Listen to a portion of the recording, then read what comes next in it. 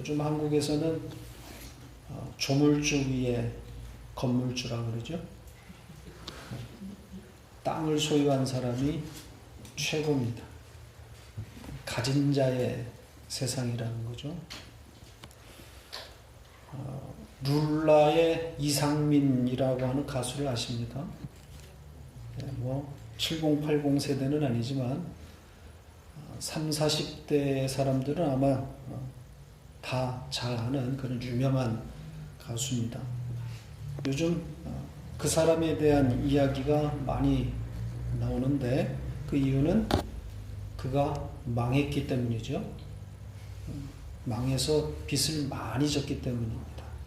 갚아야 할 빚이 70억이나 된다 그러죠. 그럼에도 불구하고 파산 신청을 하지 않고, 보통 이런 경우에 다 파산 신청해서 구제를 받지 않습니까? 근데 파산 신청을 하지 아니하고 그 빚을 갚기 위해서 고군분투하는 그런 모습을 보게 됩니다.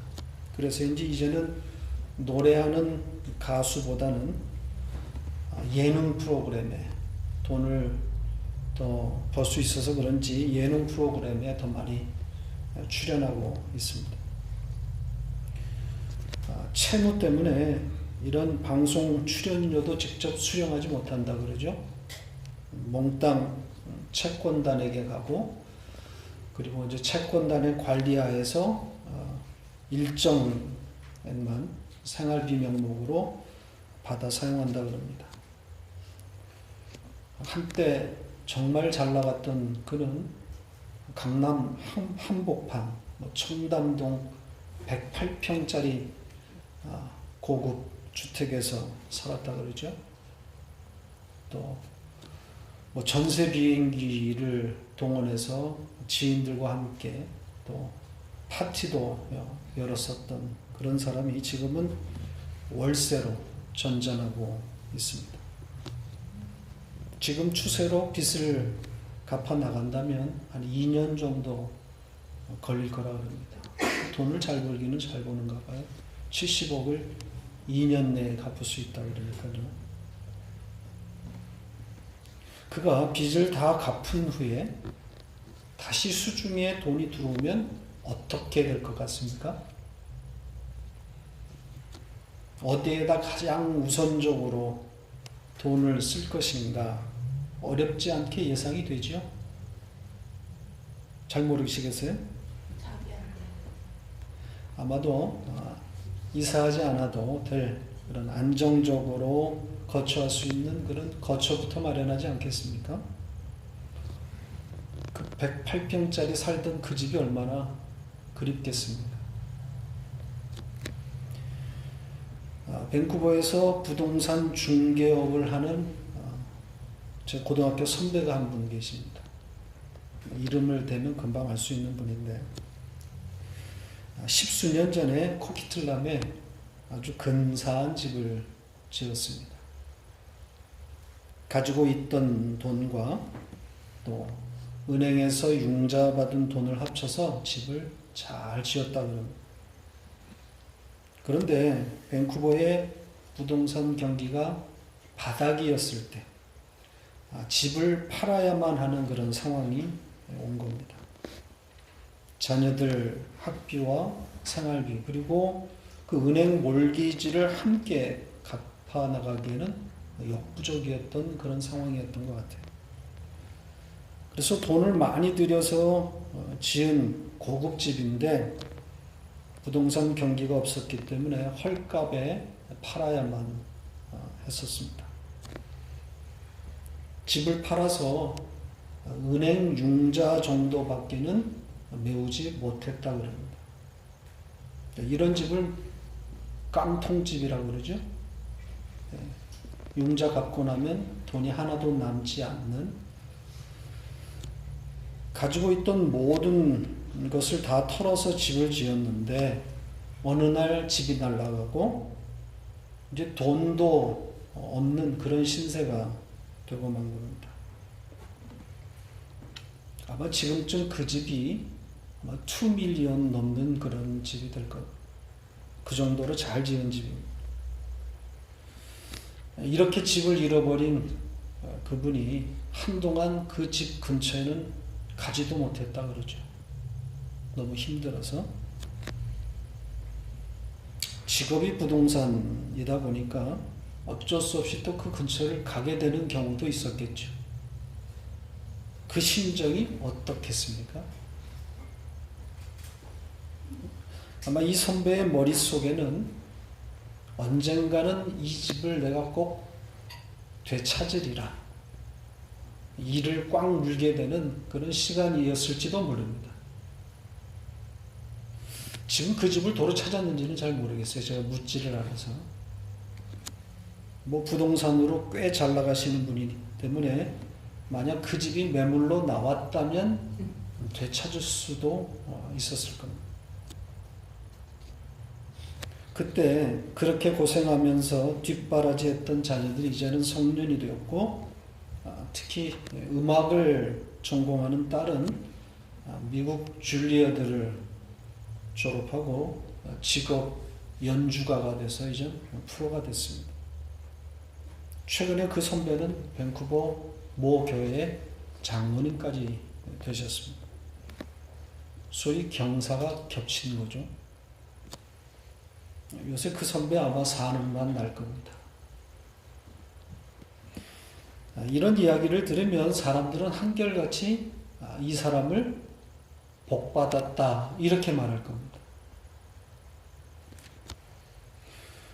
살던 집이 혹은 땅이 뭐 배로 뛰었다든지 또 가지고 있던 뭐 부동산 혹은 땅 뭐 그 주변이 개발돼서 엄청나게 땅값이 뛰었다면 다들 복받았다 이렇게 말할 겁니다. 지금 우리가 이 임대한 이 땅 주인 그 할아버지 한국 분도 그런 소리 아마 많이 들었을 겁니다. 지금 이 일대에 한국 분들이 여러분 땅을 소유하고 있었다가 최근에 개발업자들에게 팔지 않았습니까? 현재 시가가 아마 1에이커당 밀리언은 넘을 겁니다. 그러니까 뭐 여기에 땅 가지고 있었던 분들 수십억씩 손에 쥔 거죠. 처음 땅을 구입했을 때 뭐 얼마에 구입했는지는 모르지만 몇 배가 오른 가격들입니다. 지금 이 동네는 집을 짓는 족족 팔려나가기 때문에 업자들이 쉬지 않고 개발하고 있습니다. 그러다 보니까 주변 땅값이 내려가지 않죠. 지금 뭐 경기가 부동산 경기가 좀 떨어졌다 그런데도 이 동네는 땅값이 떨어지지 않습니다. 며칠 전에 우리 교회에 땅을 매입한 우리 땅 주인 이 개발 회사에서 여기서 새 집 떨어진 그 땅 개발한다는 그런 공청의 날짜 통지서가 왔습니다. 지금 우리 이 부지에서 새 집 떨어져 있습니다. 안쪽으로 거기까지 지금 공청회가 잡혀 있습니다. 이제 코앞까지 온 겁니다. 그 공사가 끝나면 여기가 될 가능성이 이제 높겠죠. 그래서 빠르면 2년, 늦어도 3년 이내에 개발되지 않을까 그렇게 보고 있습니다. 이렇게 투자 목적으로 땅을 샀다가 대박이 나면 복받았다 이렇게 보통 말합니다.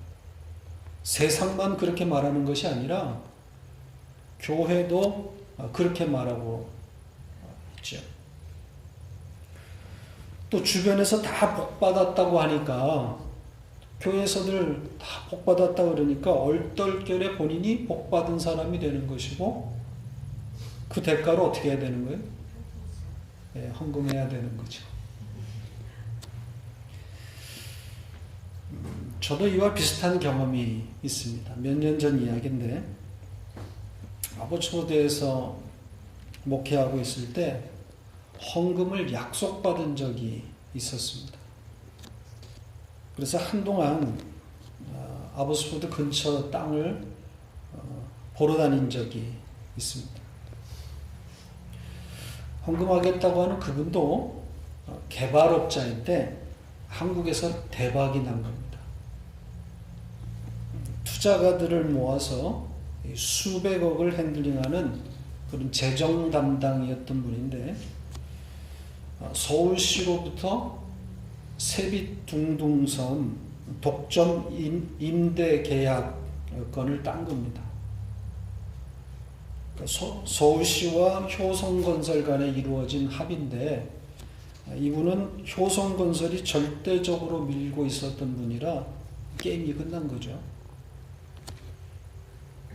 그래서 이제 세빛둥둥섬에 입점할 그런 투자가들만 모으면 되는 겁니다. 이런 상황에서 우리 교회에 11조를 약속한 겁니다. 1차로 100만 불, 2차, 3차를 약속한 거예요.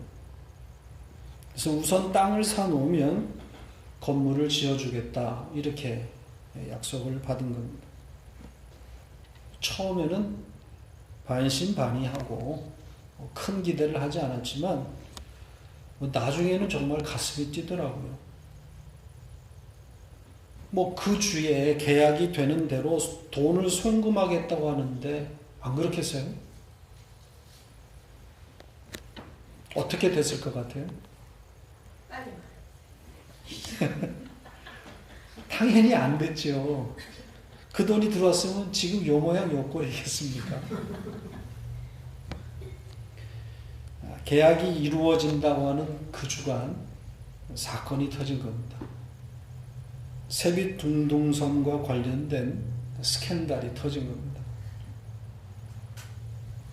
그 여파로 헌금을 약속하셨던 분도 쪽방이 된 겁니다. 세빛둥둥섬, 스캔들 이렇게 검색하면 다 나옵니다. 그래서 캐나다에 있던 가족도 모두 철수해야만 하는 그런 상황이 되어버린 거죠. 아보스포드 외곽에 수양관이나 기도원 같은 그런 건물에서 십자가 복음 학교를 좀 열어보려고 계획했던 건데 허무하게 되어버린 겁니다. 좀 고상하게 물질적으로 압박 없이 복음을 전할 수 있겠다고 생각했던 건데 한여름밤에 꿈이 돼버린 거죠. 저에게 어떤 것이 복이었을까요? 만약 이때가 아마 2011년경 여기 오기 바로 직전 상황. 그때 그 계획대로 돈이 들어왔으면 어떻게 되었을 것 같아요?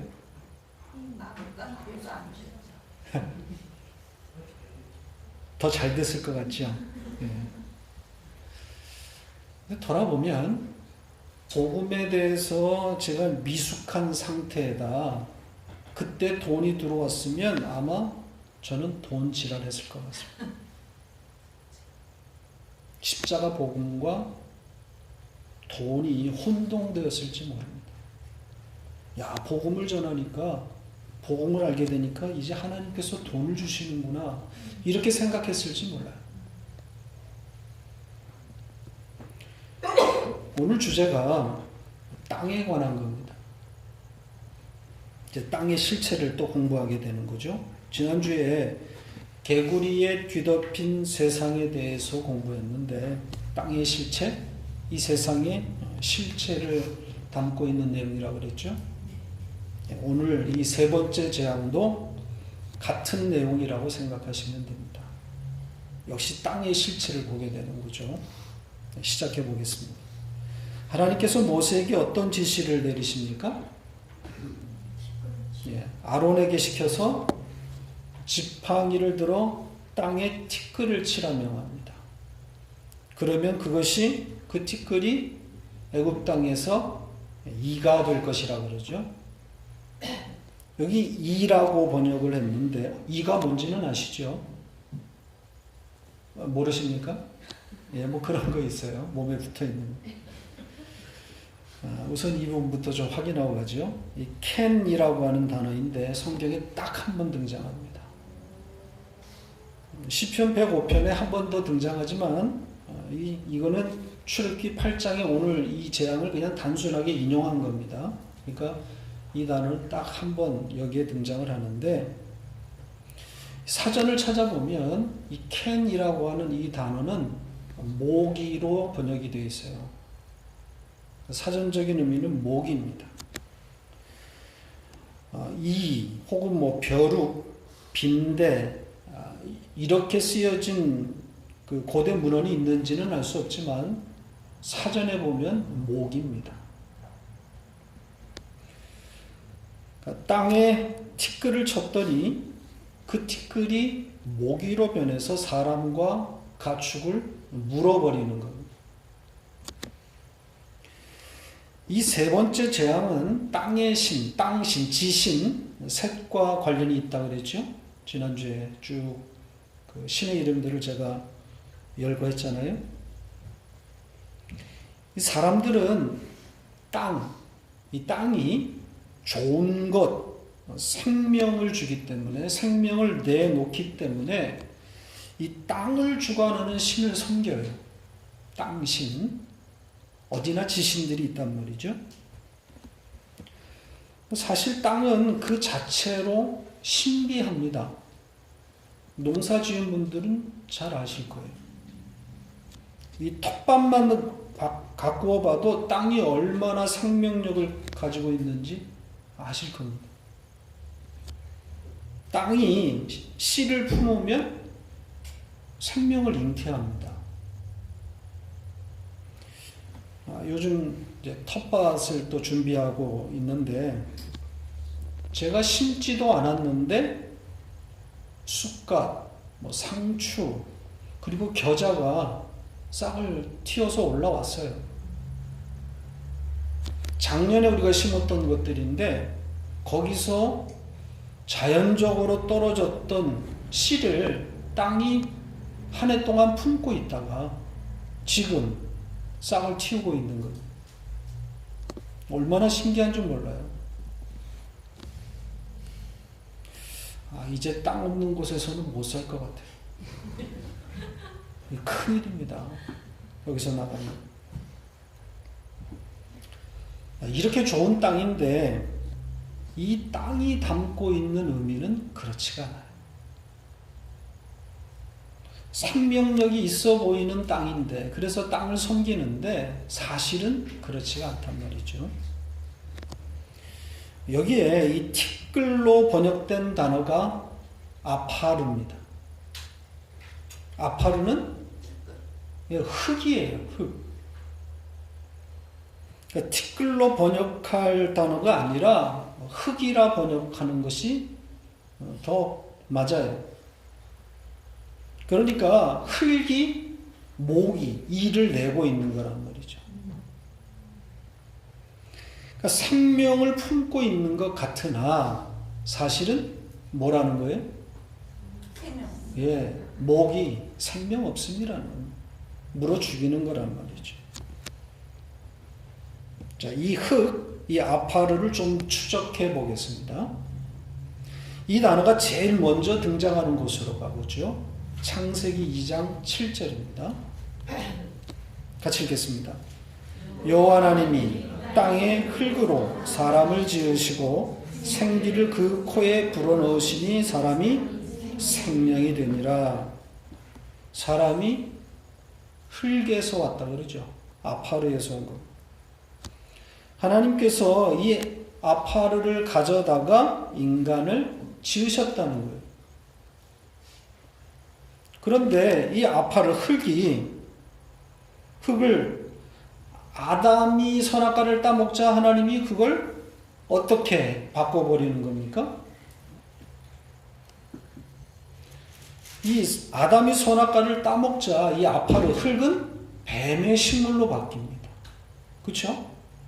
뱀이 먹어야 되는 식물이 되어버린다. 확인해 보십시다. 창세기 3장 14절 같이 읽겠습니다. 여호와 하나님이 뱀에게 이르시되 내가 이렇게 하였으니 네가 모든 가축과 들의 모든 짐승보다 더욱 저주를 받아 배로 다니고 살아있는 동안 풀을 먹을지니라. 뭘 먹으라 그래요? 이 아파루를 먹으라 그래요. 아담을 미혹한 뱀에게 하나님께서 저주하시는 내용인데, 뱀에게 살아있는 동안 이 아파루를 먹으라 그래요. 이건 뱀이 결국 이 세상을 장악할 것이라고 하는 그런 상징적인 의미를 갖고 있는 거죠. 뱀이 세상을 지배하게 될 것이다라는 거죠. 하나님께서 마귀에게 세상을 넘겨주시겠다는 거예요. 자, 그리고 아담에게는 아파루하고 관련해서 이런 말씀을 하십니다. 그 창세기 3장 뒤에 19절을 보겠습니다. 같이 읽겠습니다. 내가 흙으로 돌아갈 때까지 얼굴에 땀을 흘려야 먹을 것을 먹으리니 네가 그것을 취함을 입었음이라. 너는 흙이니 흙으로 돌아갈 것이니라 하시니라. 자, 여기서는 하나님께서 아담을 아예 뭐라 그래요? 넌 흙이다. 흙과 일체가 되었다는 거죠. 그리고 여기에 흙으로 돌아갈 것이다 라는 그런 표현도 등장을 합니다. 흙으로 돌아간다는 게 뭐예요? 원래 상태로 돌아간다는 거잖아요. 생명 없습니다. 흙으로 돌아간다고 하는 것은 생명 없음이에요. 조금 전에 우리가 봤던 2장 7절에 생명이 있음을 어떻게 표현했습니까? 흙으로 아파루로 지음을 받은 그 아담에게 하나님이 코에다가 생기를 불어넣으셨다 그러죠. 그랬더니 그 아담이 뭐가 됐다 그래요? 생명이 됐다 그러죠. 리빙 띵이 된 거죠. 산자가 되는 거예요. 그러면 코에 생기가 들어오기 전에 아파루로 지어진 그 인간, 그 아담은 생명 없음인 거잖아요. 흙으로 돌아간다고 하는 것은 죽은 자가 되는 거예요. 죽음입니다. 하나님이 선악과를 따먹으면 어떻게 될 거라고 그랬어요? 네, 정령 죽으리라. 반드시 죽으리라. 죽고 또 죽으리라. 그런 뜻이라 그랬죠. 그러니까 흙으로 돌아간다고 하는 것은 죽음을 말하고 있는 거예요. 이게 세상의 실체고 정체인 거죠.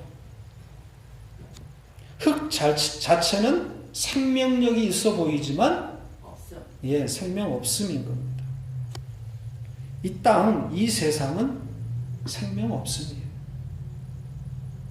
그러니까 이 세상은 우리의 살 곳 아니라는 거죠. 살 곳이 못 되는 거예요. 생명 없음이란 말이에요.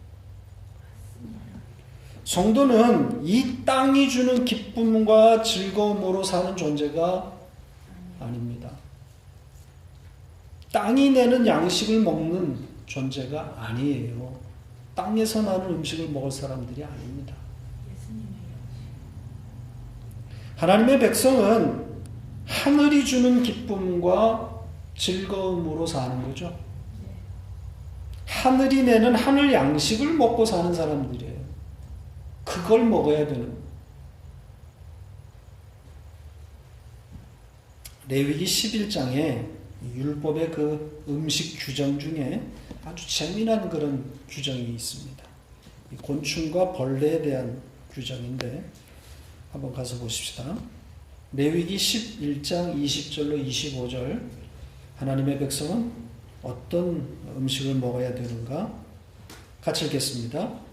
날개가 있고 네 발로 기어다니는 곤충은 너희가 혐오할 것이로되 다만 날개가 있고 네 발로 기어다니는 모든 곤충 중에 그 발에 뛰는 다리가 있어서 땅에서 뛰는 것은 너희가 먹을지니 곧 그 중에 메뚜기 종류와 배짱이 종류와 귀뚜라미 종류와 팥중이 종류는 너희가 먹으려니와 오직 날개가 있고 기어다니는 곤충은 너희가 다 혐오할 것이니라.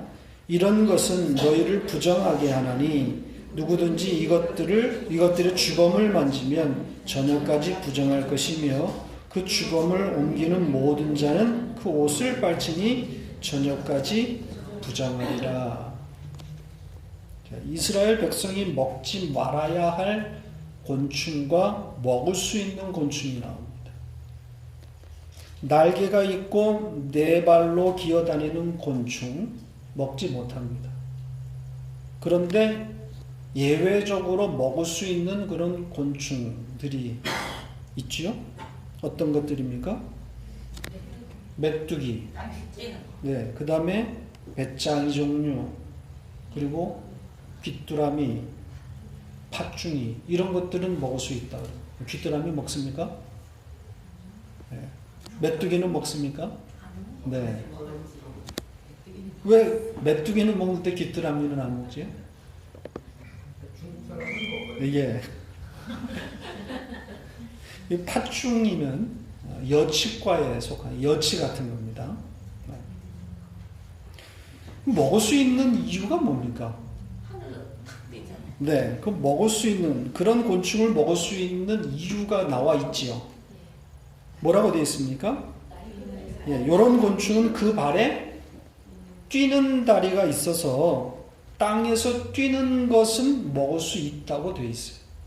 굳이 이렇게 먹을 수 있는 이유를 하나님이 설명해 놓으셨어요. 그런 것들은 먹어라.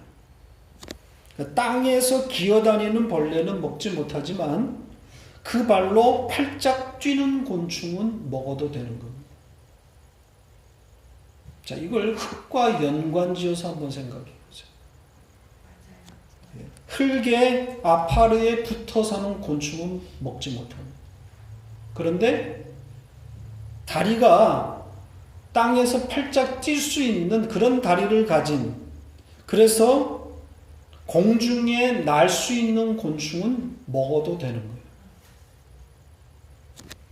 그러니까 흙에 기어다니는 평생 흙에 붙어있는 곤충은 먹지 말아야 하는 것이고 하늘을 나는 공중을 뛸 수 있는 곤충은 먹으라는 거예요. 이 규정이 담고 있는 의미가 뭐겠어요? 네, 하나님의 백성은 땅에 붙어있는 건 먹지 않는다는 거예요. 하늘을 나는 음식을 먹는다는 거예요. 그러니까 땅이 주는 안식이 아니라는 거죠. 하나님의 백성은 하늘의 안식으로 사는 사람들이라는 이런 의미를 담고요. 인간은 땅을 차지하면 차지할수록 가지면 가질수록 안식과는 반대로 흘러가게 돼 있어요. 지난 시간에도 우리가 확인했었죠. 하나님께서 모세에게 지으라고 한 노래, 그 시 기억나세요? 어떤 내용의 노래입니까? 너네는 잊어먹는다. 네, 이스라엘이 젖과 꿀이 흐르는 가나안 땅에 들어가서 배부르고 살찌면 그때 불러야 할 노래. 배부르고 등 따시면 어디로 간다는 겁니까? 네, 반드시 애굽으로 간다는 거죠. 그 마음. 다른 신들을 섬기며 언약을 버린다 그러잖아요. 하나님이 주신 땅에서 배부르고 살찌면 하나님을 찬송하고 하나님을 더 사랑할 것 같은데 그것이 아니라는 거예요. 아예 하나님이 들어가기도 전에 예언을 해버리셨단 말이죠. 그리고 그걸 노래로 만들어가지고 기억나게 해주라는 거예요. 이게 죄성이에요. 인간의 본질이 죄이기 때문인 거죠. 인간은 먹고 배불러서 살찌게 되면, 등 따시게 되면 하나님께로 나오는 자들이 아니라 오히려 더 멀리 간다는 거예요. 이스라엘 백성들이 이 출애굽해서 광야 생활을 하는 동안 매일같이 하늘에서 떨어지는 만나를, 그 기적의 만나를 받아 먹습니다. 자, 그 기적의 양식을 받아 먹고 있는 이스라엘의 반응이 어떻습니까? 매일같이 기적을 경험합니다. 포기하고 애굽에서 포기하고. 네. 처음에는 감격했겠죠. 감사함으로 받아 먹었을 겁니다. 그러나 오래가지 않아요. 어떤 불평을 하죠? 예, 애굽의 음식, 애굽의 고기를 추억합니다. 그 고기가 생각나서 이스라엘 백성들이 각각 자기 장막에서 울고 있었다고 그러죠. 얼마나 그 고기가 먹고 싶은지. 매일같이 기적의 만나를 받아 먹고 있는데 그 고기가 너무 먹고 싶어서 각각 장막에서 울고 있었다고 그래요. 민수기 11장으로 가보시죠. 4절로 7절 같이 읽겠습니다. 그들 중에 섞여 사는 다른 인종들이 탐욕을 품음에 이스라엘 자손도 다시 울며 이르되 누가 우리에게 고기를 주어 먹게 하랴. 우리가 애굽에 있을 때에는 값없이 생선과 오이와 참외와 부추와 파와 마늘들을 먹은 것이 생각나거늘 이제는 우리의 기력이 다하여 이 만나 외에는 보이는 것이 아무것도 없도다 하니 만나는 가시와 같고 모양은 진주와 같은 것이라. 만나 외에 보이는 음식이 없어서 울고 있는 겁니다. 애굽의 음식을 추억하면서 울고 또 울고 있는 겁니다.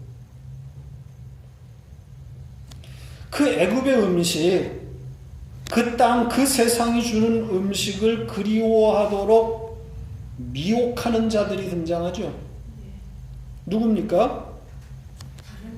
예, 이스라엘 중에 섞여 살고 있는 다른 인종들, 그들이 탐심으로 자극하는 거예요. 만나로만 어떻게 사냐고 부추기고 있는 거예요.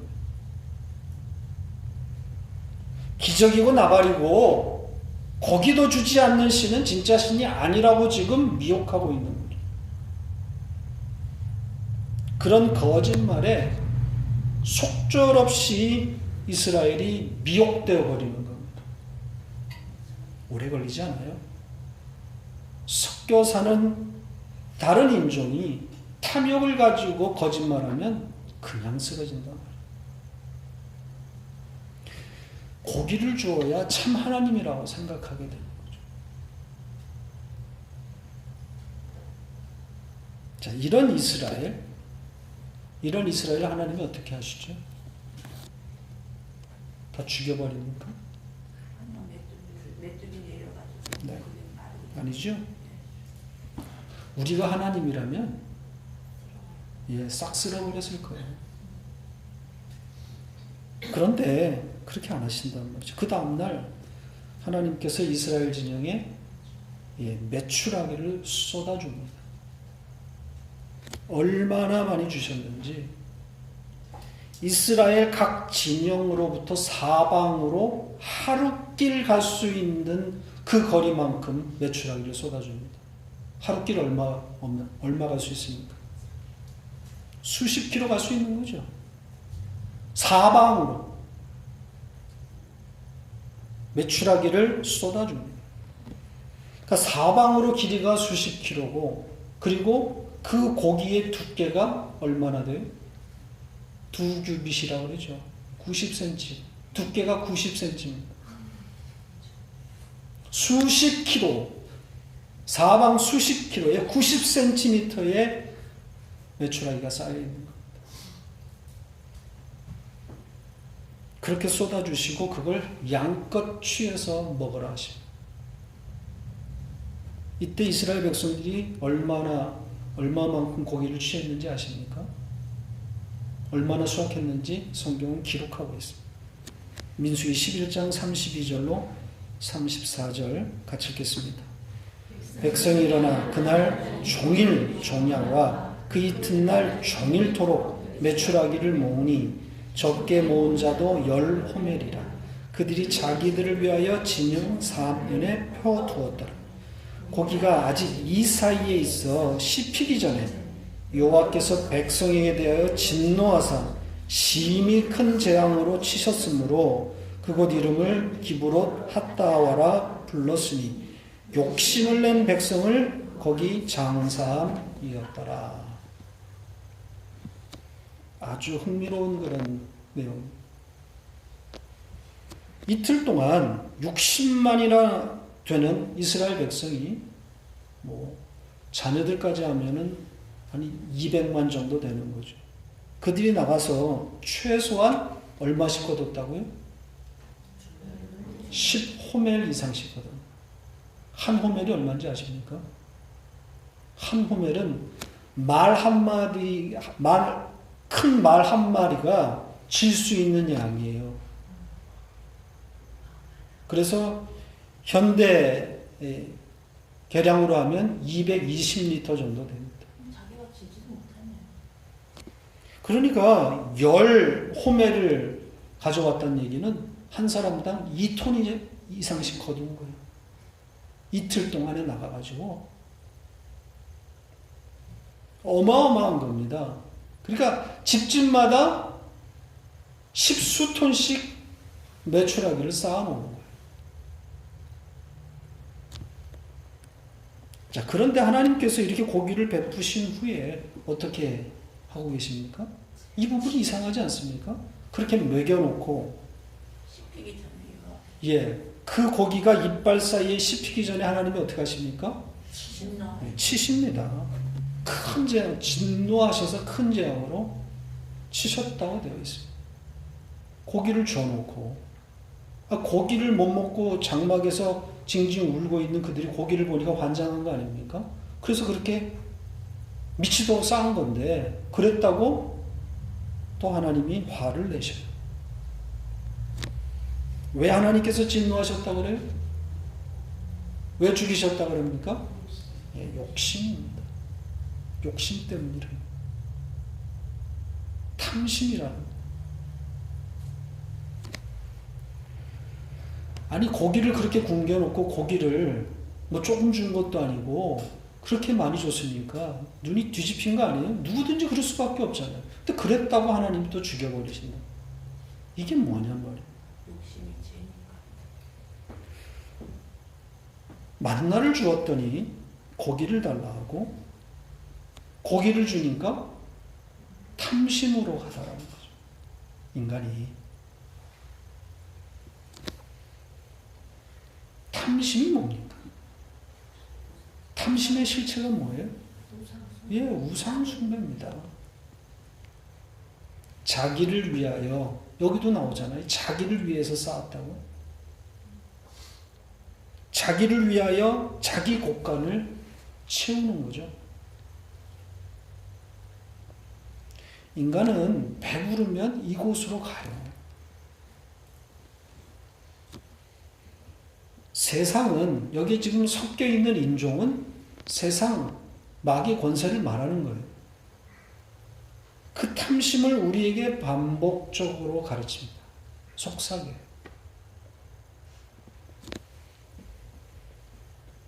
만나로는 안 된다는 거죠.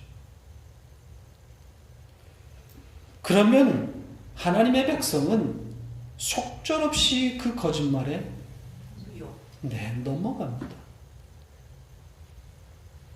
매출하기를 보면 10호멜을 쌓는단 말이죠. 2톤 넘게 쌓는다. 먹지도 못할 텐데. 그러니까 평생 먹을 걸 쌓는 거예요. 다다익선인 거죠. 못 먹어도 고. 그걸 먹고 행복할 수 있다고 착각하는 겁니다. 그게 죄성이에요. 이게 누구 이야기겠어요? 네, 정답입니다. 우리 이야기. 내 이야기.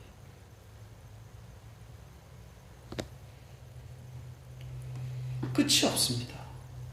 이 탐심이라고 하는 우상숭배이기 때문에 그래요. 자기를 위한 거기 때문에 우리는 죽을 때까지 나를 붙들고 살기 때문에 하나님은 바로 이런 자들, 이런 하나님의 백성들을 출애굽 전 과정을 통해서 그 탐심, 그 우상숭배를 죽여가시는 거예요. 그러니까 그들이 죽어간 그 광야를 교회라고 생각하시면 돼요. 광야 교회입니다. 말씀을 통해서 하나님께서 우리를 죽여가고 계시는 거예요. 여러분들이 죽어가는 바로 그 죽음이 일어나는 장소가 광야 교회입니다. 말씀이 우리를 지금 죽여가고 있는 거예요.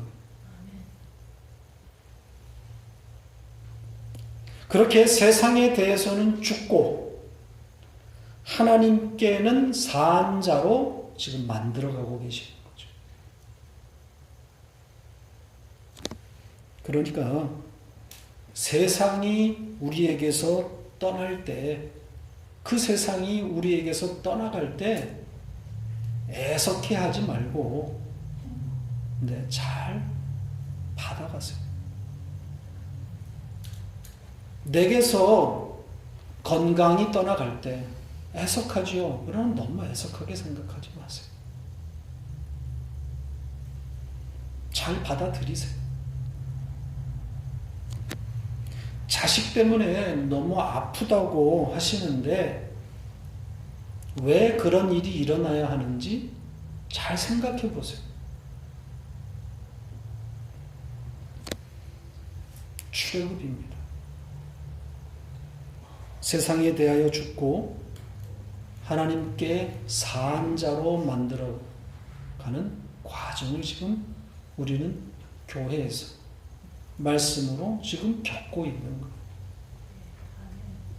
잘 참아내고 잘 견디시기를 바랍니다.